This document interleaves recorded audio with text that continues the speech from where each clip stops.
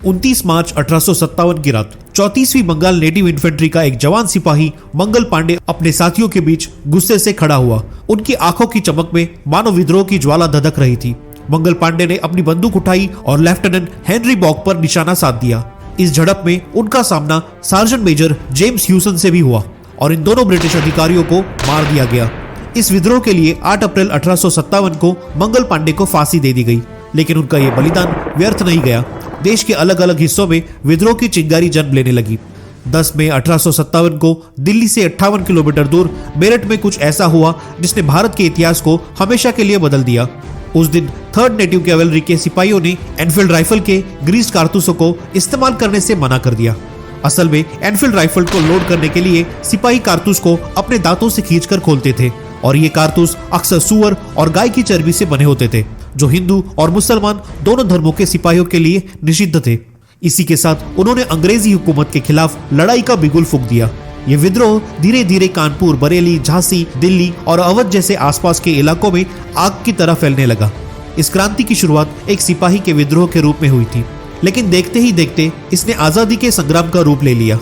ये वो लड़ाई थी जिसमें देश को अंग्रेजी हुकूमत के चंगुल से आजाद कराने के लिए झांसी की रानी लक्ष्मीबाई, तात्या टोपे और महारानी अवंतीबाई जैसे क्रांतिकारियों ने अपनी जान की कुर्बानी दे दी। इसीलिए वीर सावरकर ने इसे भारत का प्रथम स्वतंत्रता संग्राम कहा। लेकिन दोस्तों, इतने आत्मविश्वास, जुनून और जज्बे के बावजूद ये विद्रोह असफल हो गया। ये विद्रोह लगभग 1 साल तक चला, लेकिन 1858 के मध्य तक लॉर्ड कैनिंग ने इसे बुरी तरह कुचल दिया। यदि यह विद्रोह असफल न होता तो शायद हमारे देश की वो हालत न होती जो 1857 से 1947 के बीच अंग्रेजी हुकूमत की क्रूर नीतियों ने कर दी। आज हम उन कारणों पर चर्चा करेंगे जिनकी वजह से हमारी आजादी की पहली लड़ाई अंग्रेजों द्वारा कुचल दी गई। विद्रोह विफल क्यों हुआ?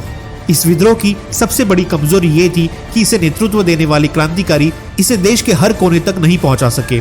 हालांकि ये बहुत कम समय में देश के कई हिस्सों तक पहुंच गया था, लेकिन फिर भी देश के एक बड़े हिस्से पर इसका कोई असर नहीं हुआ। इस विद्रोह में देश के पूर्वी, दक्षिणी और पश्चिमी भागों की ओर से खास भागीदारी नहीं थी, क्योंकि यहाँ के लोग अंग्रेजों के पहले के विद्रोह को बुरी तरह कुचले जाने के कारण उनके खिलाफ खड़े होने से डरते थे। इसके अलावा जहां बंगाल आर्मी के सिपाही अंग्रेजों के खिलाफ लड़ रहे थे, वहीं पंजाब और दक्षिण भारत के कई सिपाही इसे कुचलने में अंग्रेजों का साथ दे रहे थे। इस विद्रोह की दूसरी सबसे बड़ी कमजोरी ये थी कि इसमें देश के हर वर्ग और समुदाय ने एकजुट होकर भाग नहीं लिया। कारण था सबके अपने अपने व्यक्तिगत स्वार्थ। बड़े जमींदारों ने अंग्रेजों की तरफ से इस विद्रोह को दबाने का काम किया। जब अवध के तालुकदारों को अंग्रेजों से जमीन का लालच दिया गया तो वो भी इस विद्रोह से पीछे हट गए।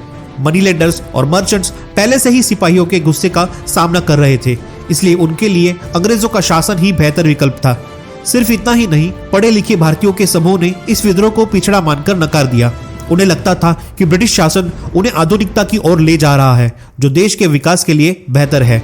यहाँ तक कि पटियाला और सिंध के सिख शासकों ने अंग्रेजों का साथ दिया। कई शासकों ने यह अपने निजी फायदे के लिए किया। सिखों को यह डर था कि यदि यह विद्रोह सफल हो गया तो देश में मुगल सत्ता वापस आ जाएगी। आप जानकर हैरान होंगे कि देश के 1/4 से अधिक क्षेत्र और 1/10 से अधिक आबादी पर इस विद्रोह का कोई असर नहीं पड़ा।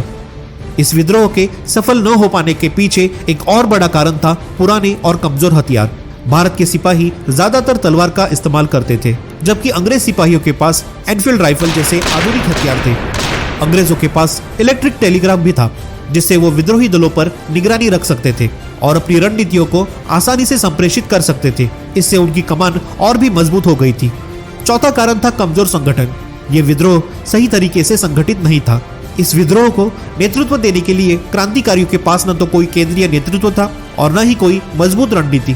कई बार तो अगले कदम के लिए भी कोई योजना नहीं होती थी। हालांकि नाना साहेब, तात्या टोपे, कुंवर सिंह और लक्ष्मीबाई जैसे नेता अद्वितीय साहस और सामर्थ्य के धनी थे, लेकिन वो ईस्ट इंडिया कंपनी के Lawrence brothers, John Nicholson, James Outram और हेनरी हैवलॉक जैसे ब्रिटिश नेताओं को हरा नहीं सके। इस विद्रोह में शामिल गुटों की समस्याएं अलग अलग थी। हर कोई अंग्रेजों से केवल अपना निजात चाहता था। सैनिक और किसान अपने लिए लड़ रहे थे, जबकि राजा महाराजा अपने अलग मकसद के लिए। इसलिए इसे एक मजबूत विचारधारा का सहारा नहीं मिल सका। साथ ही इस विद्रोह में लड़ने वाले सिपाही अभी तक अंग्रेजों की मानसिकता को सही तरीके से समझ नहीं पाए थे और न ही उनके पास आधुनिक राष्ट्रवाद की समझ थी। लेकिन दोस्तों, इस विद्रोह की खास बात यह थी कि इसके दौरान हिंदुओं और मुसलमानों के बीच एक खास एकता दिखाई दी। जब मेरठ के हिंदू सिपाहियों ने मुगल शासक बहादुर शाह जफर को भारत का राजा घोषित किया तो हिंदुओं ने भी उन्हें अपना सम्राट के रूप में स्वीकार किया। नेतृत्व में भी हिंदू और मुसलमान समान रूप से दिखाई दिए। उदाहरण के लिए मुस्लिम राजनीतिक विचारक अजीमुल्ला खान ने नाना साहब का साथ दिया। झांसी की रानी लक्ष्मीबाई की लड़ाई में कई मुस्लिम अफगान सिपाहियों ने उनका साथ दिया। जहां जहां यह विद्रोह सफल हुआ वहां गाय की हत्या यानी काउ स्लॉटर पर प्रतिबंध लगा दिया गया। इसलिए मौलाना आजाद कहते थे कि 1857 के विद्रोह में हिंदुओं और मुसलमानों की एकता इसकी सबसे बड़ी जीत थी। भले ही अंग्रेजों ने इस विद्रोह को कुचल दिया, लेकिन इसने देश के लोगों के मन में राष्ट्रवाद की भावना को जागृत किया। ये विद्रोह भारत के लोगों के अंदर एक ऐसी चिंगारी जला गया जिसने आगे चलकर स्वतंत्रता संग्राम को ईंधन दिया।